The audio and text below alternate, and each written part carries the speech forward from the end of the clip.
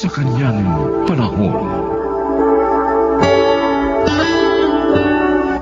Kung minsan ang pagmamadali ng tao ang nagiging dahilan ng kanyang kabiguan.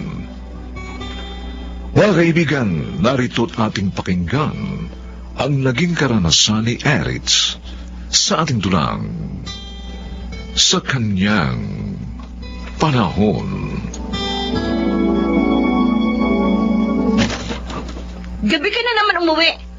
Galing ka na naman sa mga barkada mo, no? Eto na naman tayo eh. Ba't ka ba nagagalit, ha? Hindi naman kayo nagugutom dito na anak natin, ha? Oo, hindi nga. O, di ba? Dahil kumikita ako, sinasagot ko yung mga pangailangan namin. At nakatira din tayo dito sa inyo. Alam mo naman pala, ano pang pinag-iinil mo dyan? Pero ikaw ang dapat na bumubuhay sa amin. Inuubos mo lang sa makikipagbarkada ang kita mo eh. Isang taon ni anak natin, ganyan ka pa rin. Sinabi ko na sa'yo noon, di ba?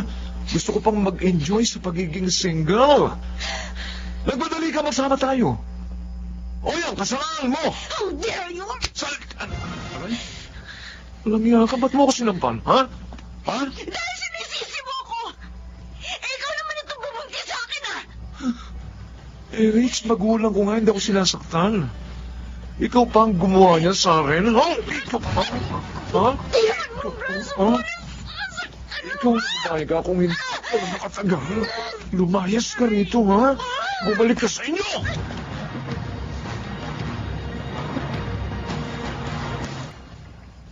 Desidido ka na bang makipaghiwalay kay Joey? Opo, Ma. Walang iya siya. Walang iya siya. Irresponsable. Hindi na nga nagbibigay ng kita niya sa akin. Nakukuha pa ako saktan. Kasi nga pareho pa kayong bata na magsama. Nakagraduate lang kayo ng college, nagsama na agad kayo. Dahil nga buntis na ako, Kuya Ralph. Yun nga. Dapat iningatan mo ang sarili mo para hindi ka nasaktan ng ganyan. Wala na tayong magagawa. Nariyan na yan eh. Isikapin mo na lang na buhayin na maayos tong apo ko. Yun talagang gagawin ko, Ma. Ipapakita ko kay Joey na hindi namin siya kailangan ng aming anak. Erich? Po. Bakit ganito apo ko? Ang init. May lagnat siya. Hindi ko napansin, Ma eh. Pero iyak nga siya ng iyak kanina. Ngayon nga lang siya natigil eh.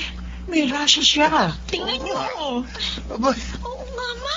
buti pa, dalhin na natin sa ospital ang pamangking ko. Baka kung ano na yan.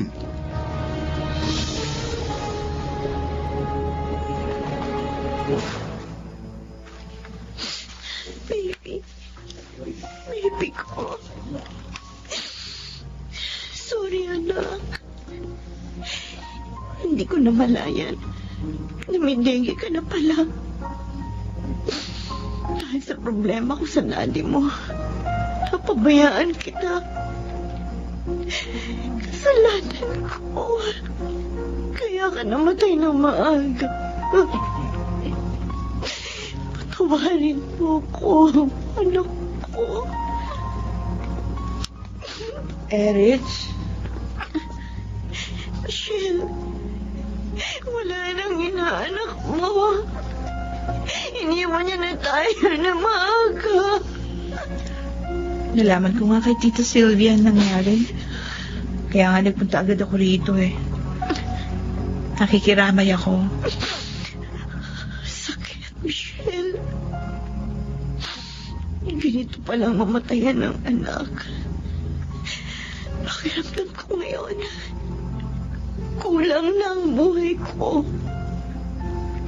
Parang hindi ko alam ngayon kung paano ko itutuloy ang buhay. Lakasan mo loob mo. Nandiyan pa naman ang mama at kuya mo. Hindi ka nila pababayaan. Nabigo na nga ako kay Joey. Nawala pa. Maging ang anak namin. Nagpunta pa siya rito? Oo, kagabi. Pero hindi ko siya hinarap. Ayoko siya makita. Sina Mama at Kuya Richard ang kumausap sa kanya. Kalimutan mo na yung nangyari sa inyo ni Joey. Sikapin mong bumangon sa iyong pagkakadapa at muling magbalik sigla.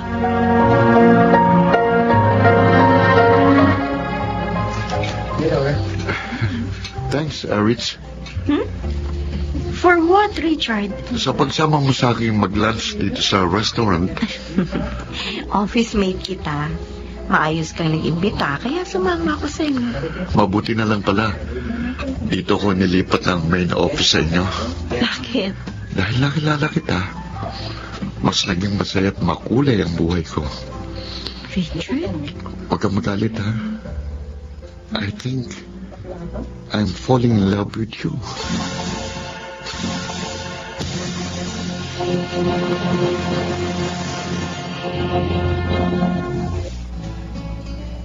Ralph, thank you sa pagpapahiram ng laptop.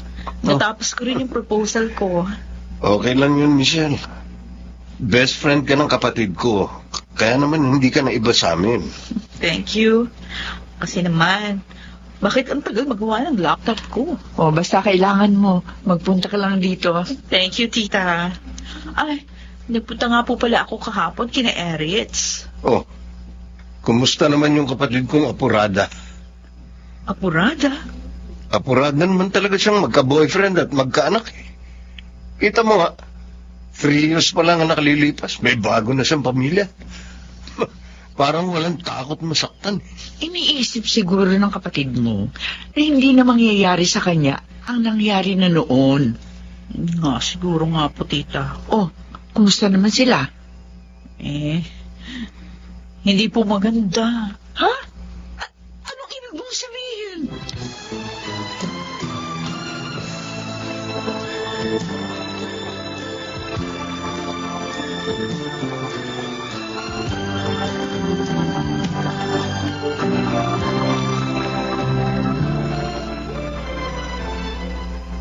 Bakit ngayon ka lang? 1 week ka na wala? Saan ka galing? Di ba sabi ko sa iyo, may seminar kami sa Cebu? 3 days lang ang sinabi mo. Pero 1 week kang hindi umuwi. Nagrelax muna ako. Nakakapagod din magtrabaho, Erich. Sinungaling ka. Ano ka ba? Bakit ka ba namamalo? Totoo naman ang sinabi ko eh. Nakausap ko yung kaibigan mo, si George. At nalaman ko na walang seminar sa Cebu. Ha? Ano ba pagkukulang ko, Richard? Para lukuhin mo ako. Inaasikaso ko naman kayo ng anak natin, ah. Kahit pa may trabaho ako. Pero bakit niloko mo pa rin ako? I'm sorry, Erich. Siguro nga, panahon na para malaman mo. Oo, meron na akong iba. Hindi. Richard. At siya nang mahal ko ngayon. Kaya sana, para hindi na tayo mahirapan pa, maghiwalay na tayo. Walang iyon ka. Aray ko. Okay lang. Kahit sampalin mo pa ako. Alam ko na masakit ang ginawa ko sa'yo. Mahal kita, Richard. Pero hindi na kita mahal ngayon. So, please, maghiwalay tayo ng maayos. Hindi naman tayo kasal. Huwag kang mag-alala sa sustentuhan kong anak natin. May sakit ang anak natin, Richard. Kailangan ka namin.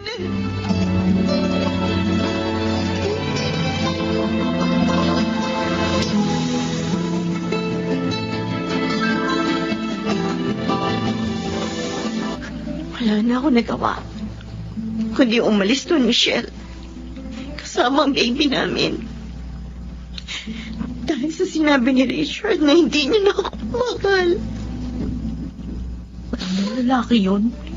Kaya pala hindi kanya pinakasalan. Kahit na 3 taon na kayo nagsasama, yung pala hihiwalayan ka rin. Napakasakit. Minahal ko siya nang higit kay Joey. Ganito lang pala mapapala ako. Erich! Erich! Si tita. Ma, bakit po? Si baby! Hindi makahinga! Ano po? Dali natin siya sa ospital ngayon din.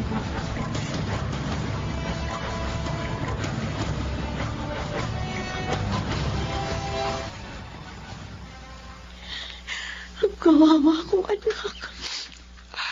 hindi siya nakaligtas sa pneumonia. Siguro, talagang hanggang dito na lamang ang buhay ng iyong bunso. Bakit ko sinapit ito, Ama? Nabigo na nga ako sa dalawang minahal ko. Pati mga anak ko nawala rin sa akin. Uminaw ka sana, anak.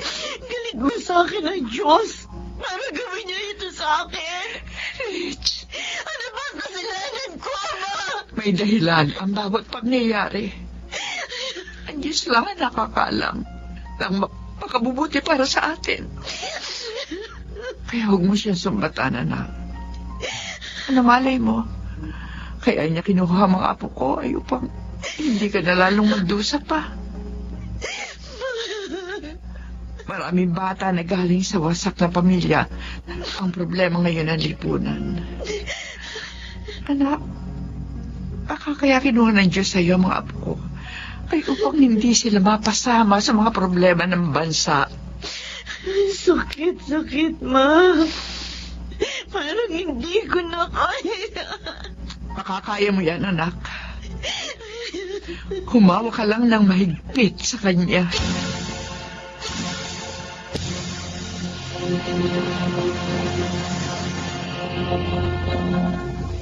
Ay, buti naman nagpapahangin ka na dito sa garden ninyo, Eritz.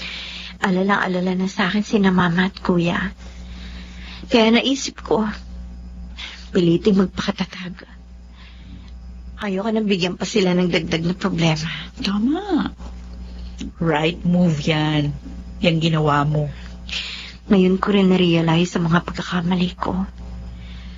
Pagka-graduate ko pa lang, hindi ko pa nga napapasaya si Mama. Nagkaanak na ako. Nung magkahiwalay naman kami ni Joey at pumanaw ang anak namin, hindi pa nagtatagal nag-boyfriend na ako at muling nagkaanak. Masyado ako nagmadali, Michelle.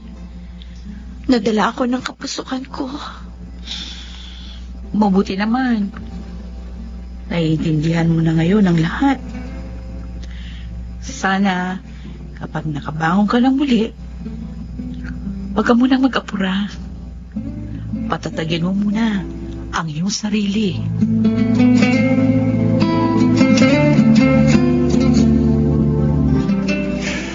Totoo ang sinasabi ko, Eritz. Kursunada ka ng office mate ko. Naiinis na nga ako sa pangungulit niya sa akin. Sorry na lang siya, Kuya. Focused ako ngayon sa career ko. Oh, talaga ha? Oh, yes naman. Candidate yata for promotion itong sister mo. Ay, naku, magandang balita yan, anak. Kaya nga po, nagsisikap ako talaga, Ma. Ayoko munang isipin ang tungkol sa pag-ibig. Sariwa pa rin sa akin ang sugat ng puso ko. Ganyan nga, anak. Pagalingin mo muna ang iyong sugat. At hayaan mong ihayag sa iyo ng panahon ang kalooban ng Diyos.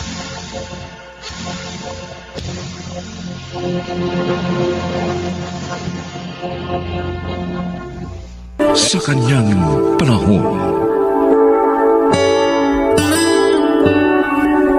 Lahat ng tao'y dumaraan sa pagsubok, mahirap man o mayaman. At kahit na nga ang mga ibinubuhay ang kanyang kalooban. Mga kaibigan, narito po ang naging karanasan ni Miguel sa ating dulang sa kanyang panahon.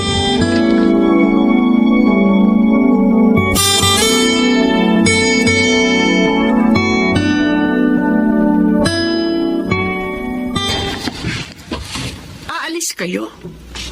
Ano ba yan? Kung kailan kami pumasyal dito, saka naman kayo aalis. Pasensya na, Ate Susana. May kailangan kaming gawin sa church eh. Paano yung grocery nyo? May mga tauhan naman kami doon, Kuya Drigo. Ay, no. Hindi nyo dapat laging hinahayaan sa kanila ang negosyo nyo, Rosa. Miguel, baka mamaya kinukupitan na kayo ng mga yun. Hindi nyo lang alam. Ate, may mga CCTV camera kami sa grocery. Maayos at madalas din ang inventory namin. Katulong namin ng mga pamangkin nyo. Iba na yung nakatitiya kayo.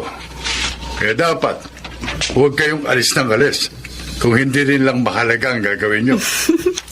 Huwag kayong mag-alala. Mababait at tapat ang mga tauhan namin.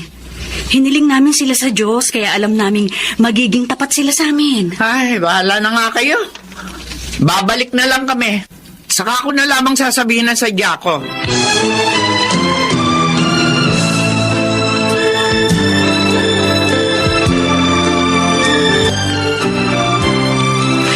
Napakainit sa church kanina, no? Oo nga, Rosa. Ang dami na kasi natin eh. At lahat dumadalo. Nakakatuwa naman dahil lahat ang sigla. Tama ka, pero dapat magkaroon na tayo ng mas malaking church para maging komportabling lahat. Maging yung mga gustong dumalo sa congregation natin.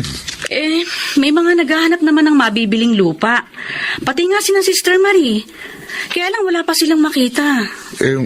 Naisip ko, ano kaya kung i-donate natin yung lupa natin? Total, bakante naman yun. Oo nga, no? Oo, di ba? At malaki yun. At kapag doon itinayo ang church natin, magiging komportable ng lahat ng pupunta doon. Pero, papayag kaya yung mga anak natin? Kasi, magiging kabawasan yun sa mga mana nila.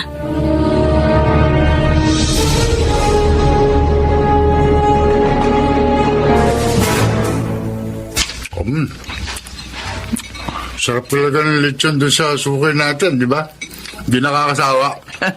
Sinabi mo, Padrigo. Kaya hindi ko mapigilang magpapake.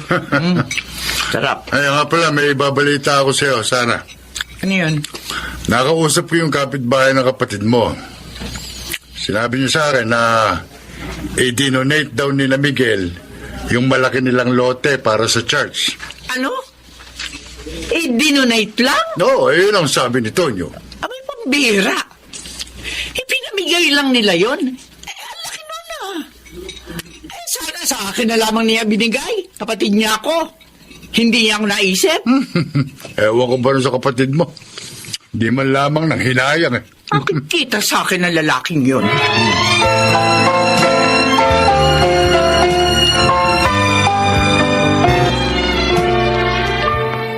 Miguel, ano ka ba naman? Hindi ka man lang ba nang hinayang sa ginawa mo? Malaki ang lupang iyon na minana mo sa ating mga magulang. Ate, tao sa pusong ginawa ko. Inihandog namin ang lupang yon para sa Diyos. Kaya wala akong pinanghihinayangan. Maraming paraan na paglilingkod sa Diyos. Hindi kailangan ibigay mo ang buo mong kabuhayan. Hindi naman buong kabuhayan yun. At saka sabi ko nga, tao sa puso kong aking ginawa. Isa pa, lahat ng meron tayo ay buhat din sa Diyos, hindi ba? Sana sa akin mo nilang ibinigay yon. Ako ang kapatid mo eh, kaya dapat ako ang inuna mong bigyan. Ate naman, mas marami pa nga kayong ari-arian kaysa sa amin eh. Nanghihinayang ka doon. Dahil gusto ko yung lugar na kinalalagyan ng lupa mo. Magandang pagtayuan ng negosyo. Ikaw talaga, Miguel, kakainis ka? Baka lumampas ka na sa langit dahil dyan sa ginagawa mo.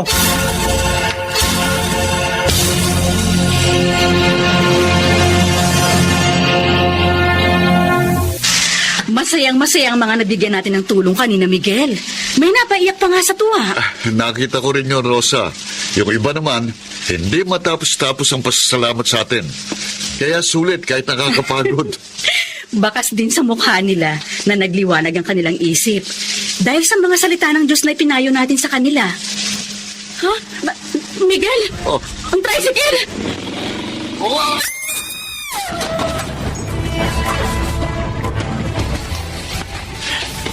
Ayla, Aljur, kumusta na ang nanay at tatay niyo?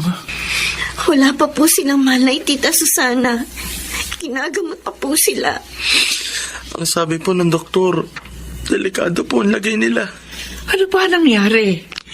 Ayon po sa mga nakasaksi, kinat daw po sila ng isang tricycle na humaharurot. Nasaan ang walang hand driver ng tricycle? Nasa ospital din po siya, tita.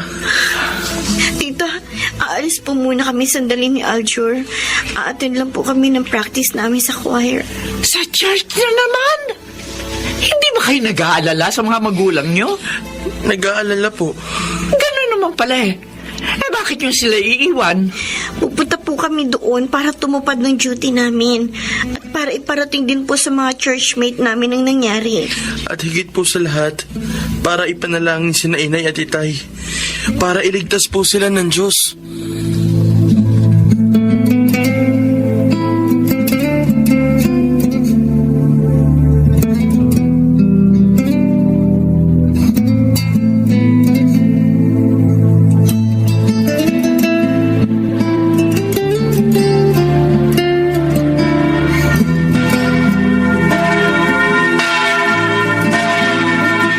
Diyos ko, narito po kami ng kapatid ko.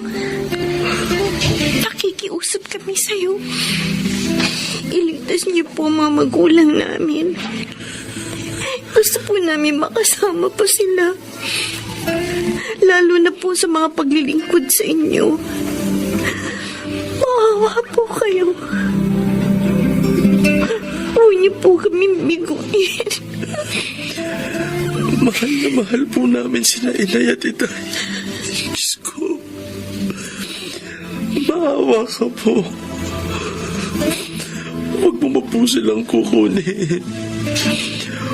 Upang madama rin po ng tita namin ang pagtulong mo po sa amin. Sa gayon, ay magbago po siya. At hindi nahamakin pa ang pagsunod namin sa iyong mga kalooban. Pakiusap po. Dulutan mo pong makapiling pa namin ang aming mga magulang. Aldrin, tayo na. Kailangan makabalik na tayo sa ospital. Sandali. May nagtag sa cellphone mo, ate. Si Tita Susana, Aldrin. Nagkamalay na raw si na inay at itay.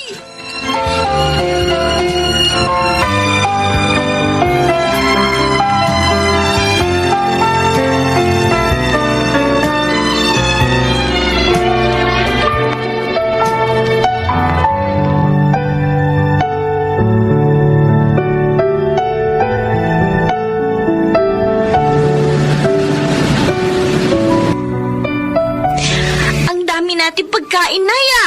Bakit po ba? Wala naman pong may birthday sa ating lahat, ah. Nga. Nakakalimutan nyo na nga. Ngayon ang ika-1 taon nang makalabas kami sa ospital ng tatay nyo. Mula doon sa aksidenteng nangyari sa amin. Ay, oo nga pala. At sa awa ng Diyos, buhay at malakas kami. Kapiling nyo hanggang ngayon. Gusto namin ipagdiwang natin at ipagpasalamat yon. Ang pagtulong ng Diyos sa atin. Lalo na sa amin ng tatay nyo. Kaya pala, pinapunta nyo rin si Kuya Jeric at ang pamilya niya. Dahil tayong lahat ang magpapasalamat sa Diyos, Aljur. Ay, masaya yan. Teka, may nag-text sa akin. Ba? Oh, bakit parang nabigla ka, Miguel? Sino ba nag-text? At anong nangyari? Si Ate Susana. Ang sabi niya, isinugod daw niya sa ospital si Bayaw. Bakit daw po? Inatake sa puso.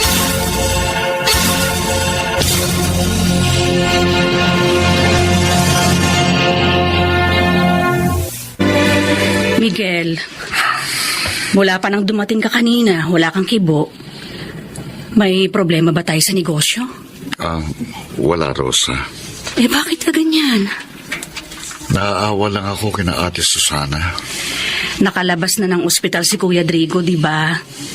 Yun nga lang, mahabang gamutan pa ang kailangan para muling makalakad siya at makapagsalita ng maayos. Malaking gastusin pa yun. May nabalitaan kasi ko tungkol sa kanila eh. Nabalitaan? Ano yun?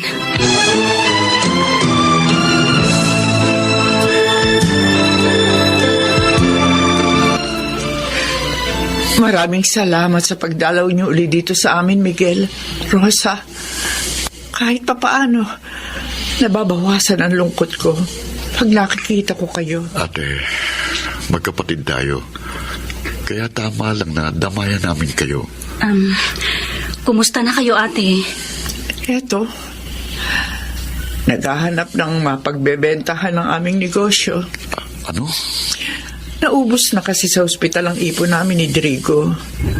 At kailangan namin ng panggastos upang maipagpatuloy ang kanyang therapy. Pati ng pag-aaral ng dalawa pa naming anak. Totoo nga palang nabalitaan namin. Ate, huwag mo nang gawin yun.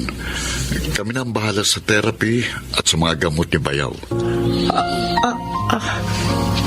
Totoo? Oo. Pati na sa pagpapaaral ng dalawa niyo pang anak. Natutulungan nga namin yung ibang tao eh. Lalo namin kayong tutulungan. Dahil hindi kayo iba sa amin. Maraming salamat sa inyo. Pabuti pa kayo. Kahit na aksidente kayo noon, nakaligtas kayo. At nanatiling matatag ang kabuhayan nyo. Hindi tulad namin. Si Drigo lang ang inatake sa puso. Pero halos maubos ang kabuhayan namin. Dahil, ate, tinulungan kami ng Diyos. At ang aksidenteng yun sa amin ay pagsubok lamang na amin ang mga napagtagumpayan. Huwag kang mawala ng pag-asa, ate. Malalagpasan niyo rin ang nangyaring ito sa inyo. Lumapit ka lang at humingi ng awa sa Diyos. Pakikinggan kaya niya ako. Ganon na walang kami ng panahon sa kanya. Naubos ang panahon namin kung papaanong kikita na maraming salapi. Hindi namin siya pinaglingkuran. Ate, napakabuti ng Diyos. Lagi siyang laang makinig at magpatawad sa sino mang sa kanya lalapit at hihingi ng kapatawaran. Gawin mo yun at makikita mo, hindi kanya bibiguin.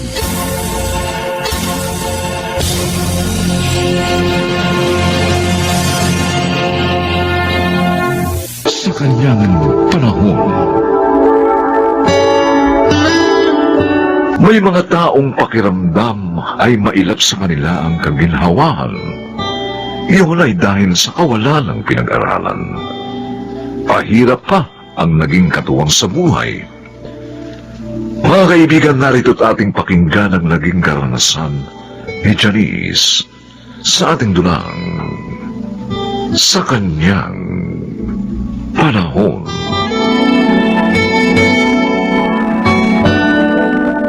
Nay, mabuti po dumating na kayo. Gutom na po kami ni Charles.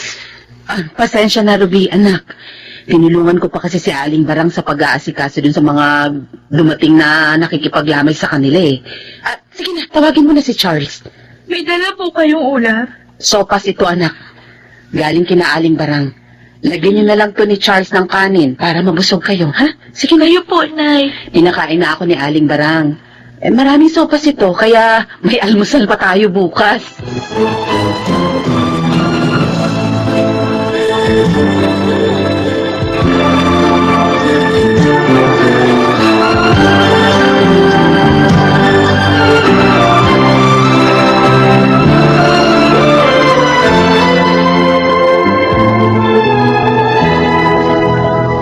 Julie, Mang Emong, heto na po ang mga damit na pinalabhan at pinaplansya niyo po sa akin. Tapos ko ng lahat. Ay, salamat, Janice. Mukhang napagod ka. Ayos lang. Basta nagawa ko ang trabaho ko. Ito lang naman kasi ang alam kong pwede kong maging trabaho. Dahil hindi ako nakatapos kahit high school. Hindi naman sa nakikialam ako, Janice. Ako naman nagmamalasakit lang sa'yo. Dahil kaibigan ka ng anak ko. Kaya nga po nagpapasalamat ako sa inyo. Bukod sa pagmamalasakit ninyo, natutulungan niyo pa ako. Ay, walang anuman yun, Janice. Pero tingin ko, mas makatutulong kung mag-aasawa kang muli. Yung kaya kayong buhayin mag-ina. Ay, ano ba naman kayo kung ano sinasabi niyo? Hindi ako nagbibiro, anak. Malay natin, makahanap si Janice ng mainam na makakatuwang niya sa buhay. Parang ayaw ko na po mag-asawang muli. Natatakot na ho ako, Mang Emong. Dahil ba sa mga pahirap na naranasan mo sa una mong asawa? Opo. Mula nang mamatay si Dodong, nakalaya na ako sa mga hirap ng katawan at kalooban. At ayoko na po maulit pa yun. Tama ang kaibigan ko, Tay. Mahirap po magtiwalang muli. Saka isa pa, may anak siyang babae. Baka mamaya, salbahihin lang yun ang magiging asawa niya.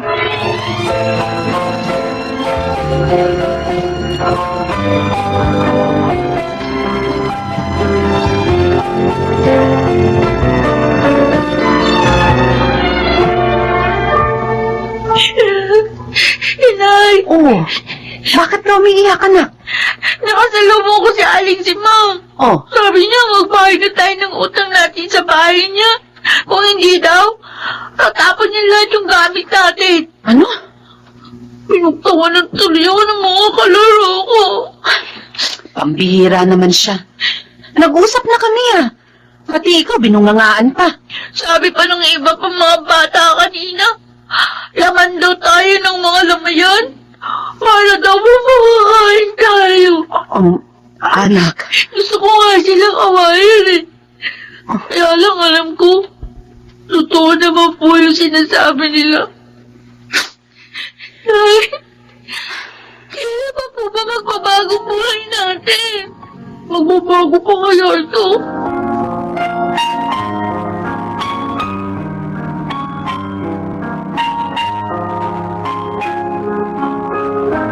Lino, narito ka pala. Nagtinda ako ng mga kakanin. Humango ako kaya ngayon lang ako dumating. Okay lang, Janice. Kumusta naman ang pagtitinda mo? Ay, ayos naman. Ay, paubos ko, kaya may kita ako kahit papano. May pambaon ng mga anak ko. Kung tinatanggap mo na ba ako, hindi ka na nahihirapan pa.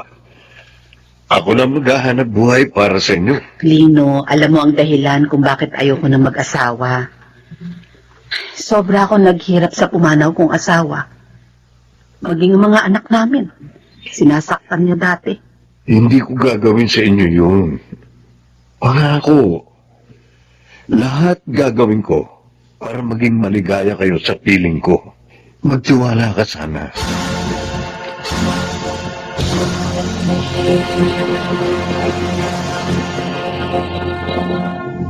Tulog na ba sina Charles at Ruby, Janice? Oo, Julie. Salamat nga pala sa pagpapatuloy niyo sa amin dito sa bahay niyo, ha? Kung wala kayo, hindi ko na alam kung saan kami pupunta ng mga anak ko. Talagang masungit yung sisimang. Kulang sa pasensya. 2 buwan po ang utang namin sa bahay niya, Mang Emong. Hindi ko po nabayaran kaya pinaalis niya kami. Dumito muna kayo. Habang hindi niyo pa kayang manap na matitirhan. Total, 2 lang naman kami ni Itay dito. Dahil ang asawa ko, nagtatrabaho sa ibang bansa. Salamat, Julie. At pasensya na po kayo sa abala namin, ha? Kung gusto mo, ipapasok kita roon sa kaibigan ko. Naghahanap siya ng tindera sa bigasan niya.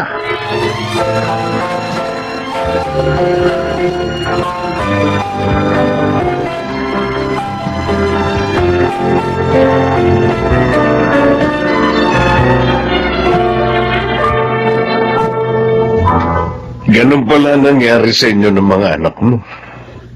Oo, Lito. Mabuti nga pinatuloy kami ni Julie dito kasi hindi ko talaga kayang umupo ng bahay sa ngayon. Pakasal ka na lang sa akin. Para hindi ka na mahirapan pa.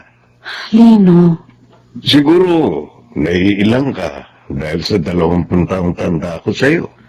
Kahit naman matanda na ako, makatitiyak ka naman na mamahalin ko kayo. At lahat gagawin ko para magkaroon ng magandang kinabukasan.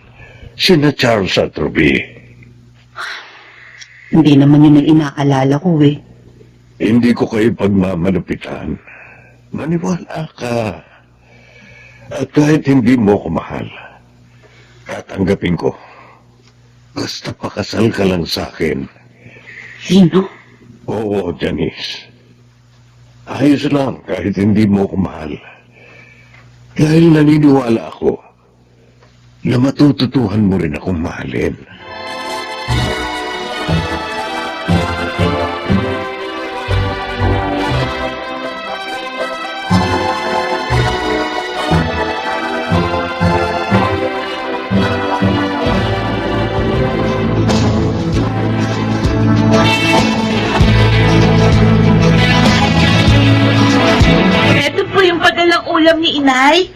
po sa inyo ni Tita Julie, Lolo Emong. Oh, salamat, Ruby.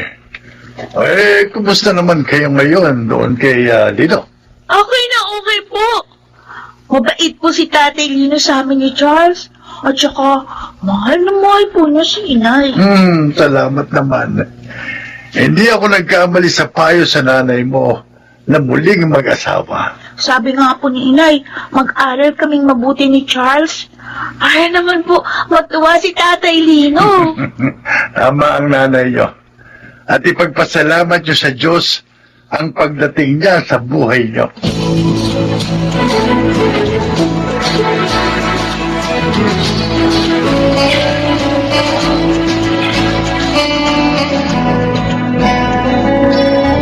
Talaga? Matatapos na sa koleyo si Charles? Oo, Julie. Accounting ang kinuha niyang kurso. Ang bilis ng panahon, ano? Parang kailan lang na magtapos ng management si Ruby. Ngayon, si Charles naman. Oo nga. Alam mo, tuwang-tuwa si Lino. Hindi raw siya binigyan ng sakit ng ulo ng mga bata. Swerte mo kay Lino, Jadine. Ay, tama ka. Biyaya siya ng Diyos sa akin. Bininig niya ang mga dalangin ko. Ilang araw bago kami ikasal ni Lino. Oh, ano? Ano yun? Oo, Julie. Nagsagawa ako ng panata sa kanya. Oo. Ilang araw bago ako pakasal kay Lino. Dahil nga, alam mo naman, natatakot ako sa gagawin ko. At ibinigay sa'yo ang hiniling mo. Oo. At sa pamamagitan ni Lino, natawi ang mga hirap at lungkot ko. Kaya naman, napamahal na rin siya sa akin. Uy, parang may tumatawag yata sa cellphone mo. Ay, oo nga. Sa akin pala yan. Oh, si Charles. Nasa bahay yun eh. Bakit kaya siya tumatawag? Hello, Charles. Oh, bakit ka tumawag? Nay, umuwi po agad kayo dito. Ha? At bakit? Ano nangyari? Si Tatay Lino po, nahirapang huminga. Ano? Nawala ng banay. Ah, Diyos ko!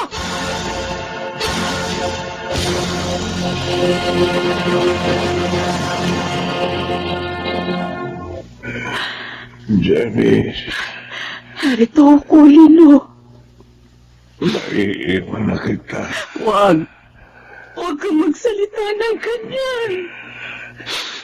Kagaling ka pa. Nararamdaman ko, hindi na ako magtatagal. Lino. Lino, mahal kita. Hindi mo ako iiwan. Salamat sa iyo. Sa inyo, nina Charles at Ruby. Dahil naging maligaya ako sa mga panahong kasama ko kayo. Kami nga po dapat magpasalamat sa inyo, Tatay Lino. Dahil minahal niyo si Inay at kaming dalawang magkapatid. Binigyan niyo po kami ng magandang kinabukasan. Mahal po namin kayo, Tatay Lino. Mahal ko rin kayo, mga anak. Huwag niyo sanang pababayaan ang inyong ina. Lino. Lino. Hanggang dito na lang ako, Janice. Hindi bale. Natupad ko naman ang mga pangako ko, di ba?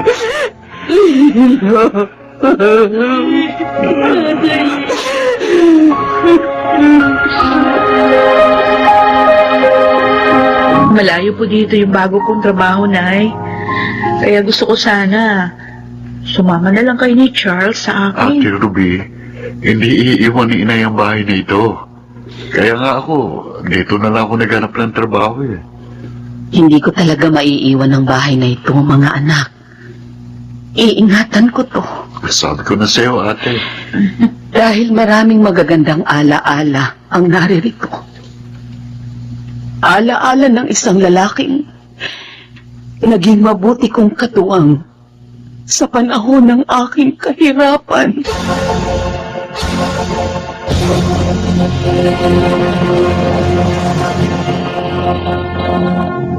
Sa kanyang panahon,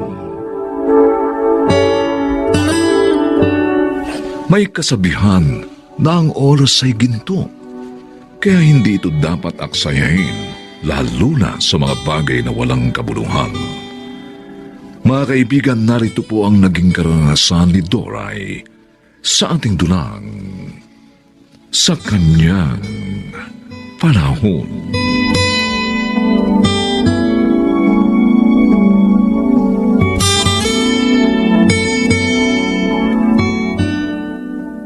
Ay, dumating na pala kayo, Itay. Oo, Ami. At hulaan ko. Wala na naman ang nanay mo, kaya ikaw ang kumuha ng mga tuyong damit natin sa sampayan. Opo, Itay. Kanina pa ako rito pero wala pa rin si Inay eh. Nakapagluto na rin po ako ng hapunan natin. Nanay mo talaga, oh. Hindi na nagbago. Napakaraming ulit ko na siyang pinagsabihan na iwasan ang pakikialam sa buhay na may buhay. Eh, ganun pa rin siya hanggang ngayon. Para nga pong walang pagkadala si Inay. Kahit na madalas siyang mapaaway, hindi pa rin nagbabago. Ay, nako! Narito na pala kay Tinoy. Ami, Kanina pa po, Inay. pasensya na kayo, ha? Si Maring Pekta kasi. Nako, ang daming kwento. Eh, hindi agad ako nakaalis. Ikaw talaga, Doray. 2021 na. Hindi ka pa rin nagbabago. Mahilig ka pa rin magchismis ng buhay na may buhay. Oh, ito naman si Tinoy, oh. Ay, mabuti pa. Magluluto ako ng hapunan natin. Huwag na. Dahil nakaluto na ang anak natin. Kasi nga, wala ka.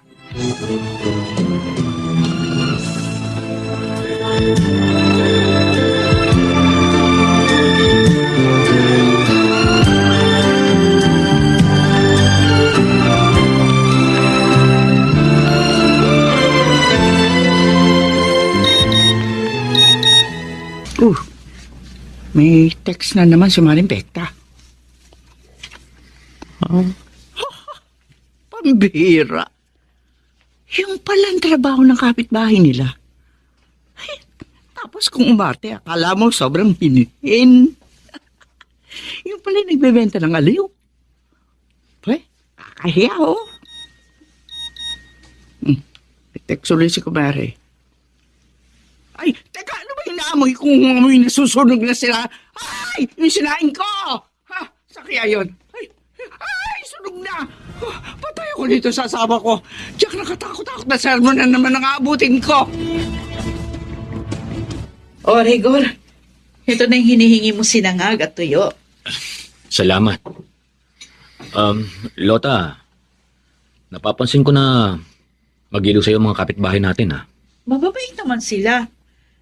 Kaya marami sa kanila kaibigan ko. Pero isa sa kanila, hindi ko gusto. Di mo gusto? Sino? Si Aling Doray. O bakit naman? Mukha naman siyang mabait. Chismosa kasi siya. At madalas masangkot sa gulo. Yun ang sabi ng ibang kapitbahay natin. Kahit daw nung wala pa tayo rito. Ganun ba? Oo. Kaya huwag kang masyadong makikipaglapit sa kanya. Aba, mahirap na. Baka masangkot ka pa sa gulong pinapasok niya.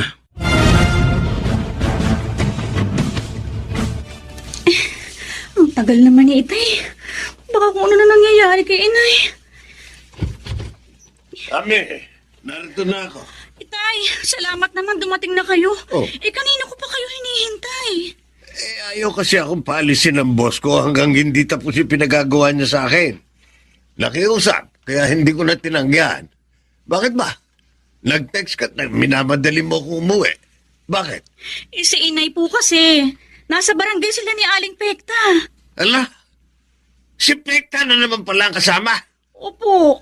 Pinabarangay sila nung babaeng ginawa nila ng kwento. Ay, sus. Kanina nga po gusto nang sabunutan si Inay nung babae nang magpunta rito. Si Doray talaga, oo. Walang kadala-dala. Tay, puntahan niyo na po ang Inay sa barangay. Baka kung ano na nangyayari sa kanya doon. Eh, naku, kundi ko lang mahal ang nanay mo, anak. Matagal ko na siyang hiniwalayan.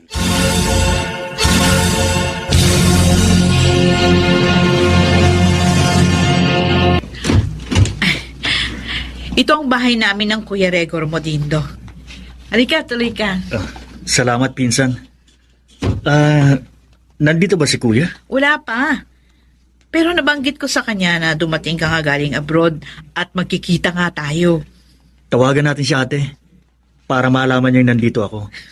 Mukhang na-miss mo ng gustong best friend mo, ha, pinsan? Sinabi mo pa.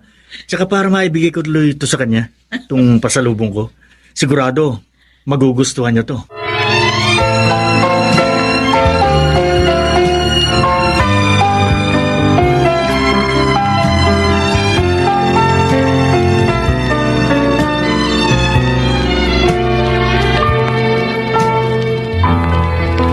Anak ng Shoptop, hindi ako makapaniwala sa nakita ko. Si Lota, akbay ng isang gwapong lalaki. At masaya silang nag-uusap. Tapos, pumasok pa sila sa bahay nila ni Rigor. Paano yun? Eh di silang dalawa lang doon. Dahil wala doon si Rigor. Ay, nako. Anak ng patay mo. Nasaan na po ba yung bill natin sa tubig at Birang ilaw? babae. Dahil nakita ko kanina umaga sa Rigor na papasok sa opisina. Eh bakit nga ganun? Anong ibig sabihin ng mga nakita ko? Pinagtatak sila ni Lota si Rigor. Hoy, naku, akala ko pa naman ulirang asawa siya. Pambirang babae, Nay. oo. Nasaan po yung bill natin sa ilaw at tubig? Ay, nahulog na kabayo! Ay, ano ka ba? Ba't ka ba nagugulat dyan? Hindi ko po kayo ginugulat.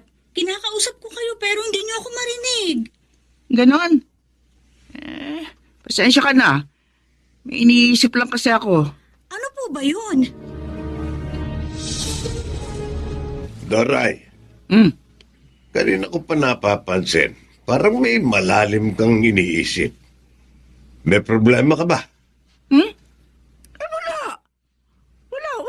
Wala, Tinoy. Bakit ka nagkakaganyan? Ano gumugulo sa isip mo? Kasi, kung hindi ako makapaniwala sa nalaman ko. Anong nalaman? Tinoy, Oh, si Lota, nagtataksil kay Rigor. ano? Ay, Doray, chismis na naman yan eh. Itiko mo yung bibig mo, ha? Dahil kung noon hindi ka napahamak, baka sa pagkakataong to mapahamak ka na. At madamay pa kami. Baka mapatay pa tayo ni Rigor. Balita pa naman dito ang pagkaastig ng taong yun. Pero Tinoy, kitang-kita ko. Akbay si Lota na isang gwapong lalaki. Hay, at ang sweet nila, ha? Pumasok sila sa bahay nila. Wala naman daw si Rigor. Oh, ano iisipin ko? Di nagtataksil siya. Tumahimik ka! Mabigat na bintang yan. Hindi ka nakatitiyak. Pero Tinoy, Ito ang tandaan mo, Doray, ha? Kapag ikinalat mo't napahamak ka, mababayaan na kita. Iiwan ka na namin ng anak natin. Sobra na ang pagpapasensya ko sa'yo. Ngayon, kung hindi ka makikinig sa akin, talagang mawawalan ka na ng pamilya.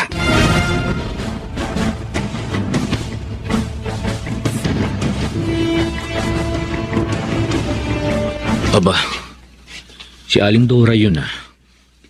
At mukhang ako ang hinihintay. Bakit kaya? Ay, naku, huwag siyang magkakamaling kwentuhan ako ng chismis. Dahil talagang babarahin ko siya. Ay, Rigor. Magandang gabi. Magandang gabi rin po, Aling Doray. Ano po bang sa atin? Ay, Juan. May gusto lang sana ako ikwento sa'yo. Aling Doray, kung yan po ay kwentong kutsero, wala po akong panahon. Mas marami pang makabuluhang bagay ang dapat kong paggamitan ng oras ko. Diyan na kayo. Nanto, suplado. Bahala ka nga sa buhay mo.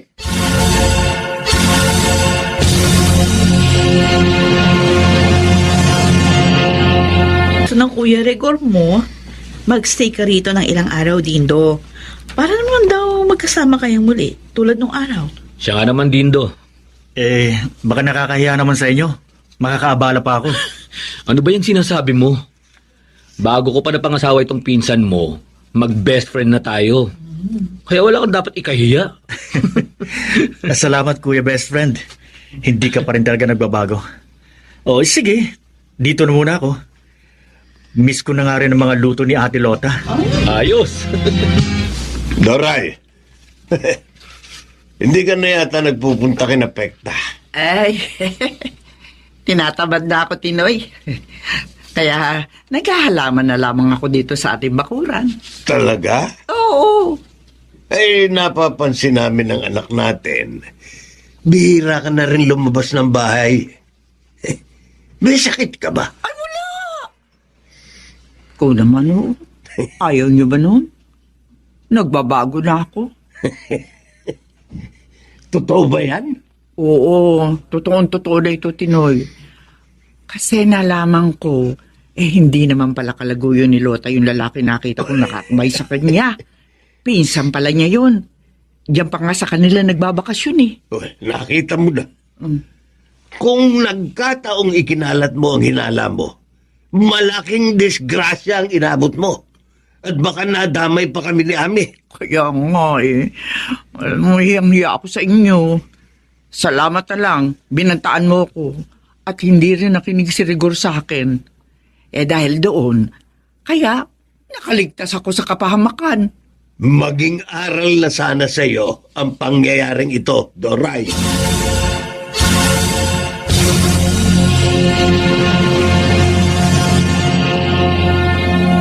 Sa kanyang panahon,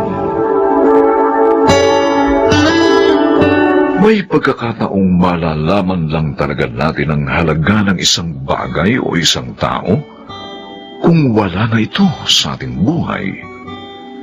Mga kaibigan, narito ang naging karanasan ni Ingo sa ating dulang sa kanyang panahon.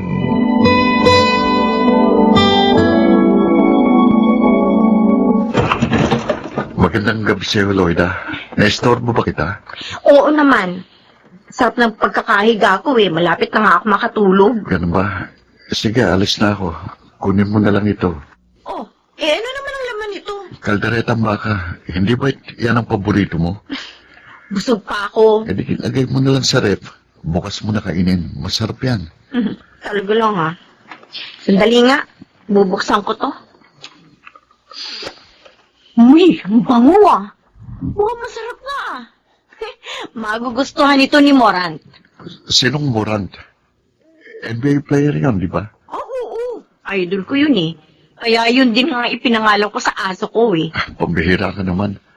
Nagpakahirap ako sa pagluluto niyan. At ginawa kong espesyal tapos ipakakain mo lang sa aso. Pasalamat ka pa nga dahil sa aso ko ipakakain eh. Kesa naman ilagay ko yan sa kanin baboy. Pero kung nangihinayang ka, di ikaw na lang ako kumain yan. Sige na. Ipakain mo na yan sa aso mo.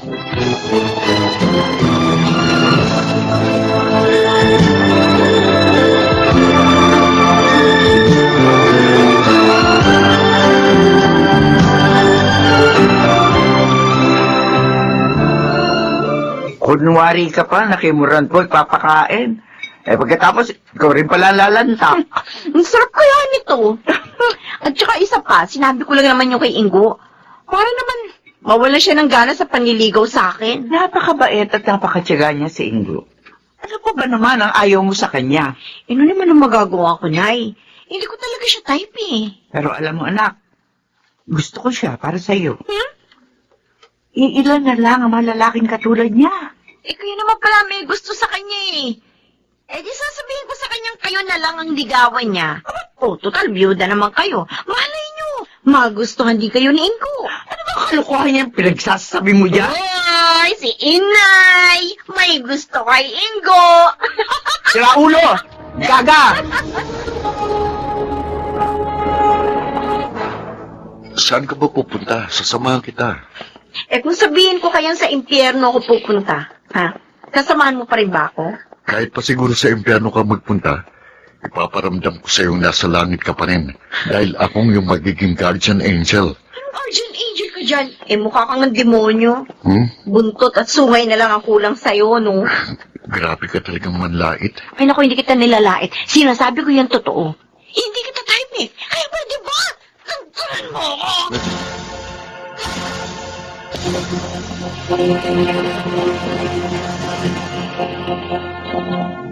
Sobra ka naman, Lloyda. Bakit tinapon mo sa basurahan yung bulaklak na binigay sa'yo ni Ingo? Umpisa ngayon, lahat ng ibibigay niya sa akin, itatapon ko talaga sa basurahan. Ay, grabe ka talaga. Ang lupit mo. Nakakapwisit na kasi. Ilang beses ko na nga siya binasted, pero ayaw pa rin akong kankanan. Oo, Lloyda, yan na siya. Lloyda, bakit mo naman itinapon sa basurahan yung ibinigay ko sa yung bulaklak? Ang ganda-ganda pa naman, tapos ibabasura mo lang. Ganun ba? O, huwag ka mag-alala. Babawi na lang ako. Ha? Reregaluhan din kita ng bulaklak. Hindi lang basta bulaklak. Espesyal pa yun. Ano namang klaseng bulaklak yun? Eh, di yung bulaklak na may special design. Tapos may nakasulat pa. O hindi nga lang I love you o nakasulat doon, kundi condolence. Bulaklak naman yun ang patay.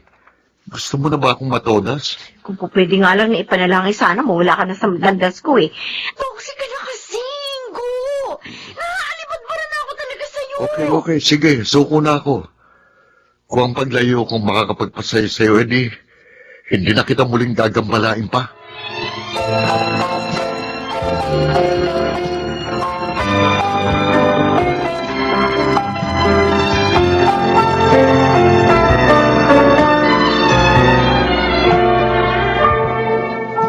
Pare, napakasakit talaga ng ginawa niya.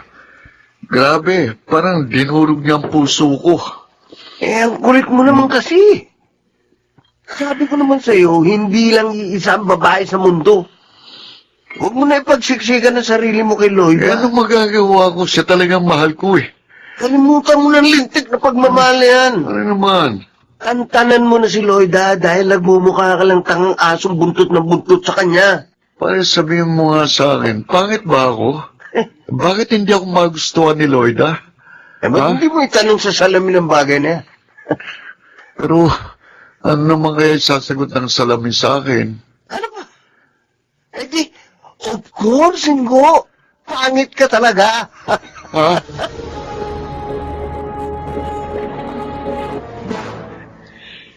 Ang hirap naman ng ganito. Nakakapanibago. Wala tayong mautusan. Nag-resign na kasi si Ingo bilang messenger natin eh. Eh kasi masyado siya nasaktan sa mga ginagawa mo. Eh ano naman ang magagawa ko? Nakakairita naman talaga yung kakulitan niya eh. Alam mo, Lloyda, baka mamaya dumating yung panahon. Hahanapin mo rin siya. At magsisisi ka sa pag-reject mo sa kanya. Oo, aminin ko nga. Namimiss ko siya. Uy, Naninibago kasi ako eh. Parang bang hindi kumpleto ang buhay ko kapag walang nambubwisit sa akin. kulong mo. Namimiss niya si Inga. Ay! Ano ganyan? Ito, wala yun. Naninibago lang talaga ako, no? Naku ha. Don't worry, Lloyda. Eh. Huwag mo nang hanapin si Ingo. Dahil narito naman ako eh. Susme, may bagong toxic sa buhay ko. Hindi naman ako kasing kulit ni Ingo. Kaya hindi ka mababadrip sa akin, my darling. Uy, my darling daw, Lloyda, oh. Ang haba talaga ng hair mo. Naku, ewan ko sa'yo, Egay. Darlingin mo yung mukha mo. Wala ka rin maaasahan sa akin, no? Dahil mas pangit ka pa nga kay Ingo. Grabe ka talaga. Sige lang, Lloyda. Layitin mo ko at balang araw, mas pangit pa sa akin ang magiging kapalaran mo.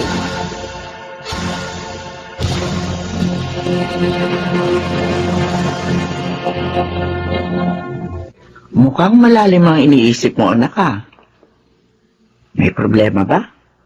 Wala po, Nay. Namimiss ko lang po si Ingo. Talaga? Nangangahulugan lang siguro kung mahal mo na rin siya. Di naman po siguro. Naninibago lang po ako. Anak, babae rin ako. At ganyan-ganyan din ang ginawa sa akin ng tatay mo nung nililigawan pa niya ako. Halos araw-araw din siya kung magparamdam sa akin. Pero hindi ko siya pinapansin. Tapos, bigla na lamang siya naglahong parang bula. Inanap-hanap ko siya. At doon ko napagtanto, mahal ko pala siya. Ano pong gusto niyong puntuhin? Mahal ko na rin po ba si Ingo? Aba, hindi ko alam. Dahil ikaw lang ang makababatid niyan.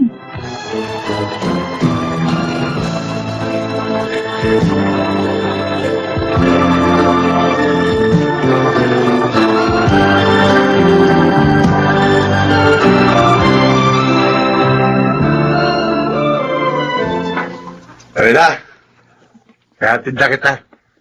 Di na bale, Egay. Makakauwi naman ako mag-isa eh. Sige na. Parihatid ka lang naman eh. Hindi ka ba marunong umintindi? Ang sabi ko, gusto ko umuwi mag-isa. Kaya ko naman eh. Ayaw ko kasi may kasama asungot. Ah, ganun. Asungot pala ako, ha? Ha? Aray ko, bitiwan mo nga. Tapos eh, tinuturuan ng leksyon. Ha? Bitiwan mo ako! Bitiwan mo siya! Uy! May dumating na superhero. Si Super Ingo, ang bayaning siraulo. Ikaw ang siraulo. Walang yaka. Ito, sa balisong. Hindi ka ubra dito.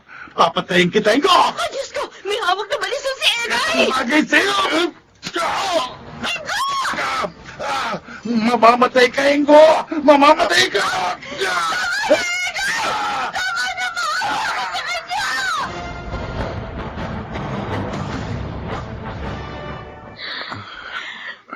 Ang buong akala ko talaga, tuluyan ka na mapapahamak.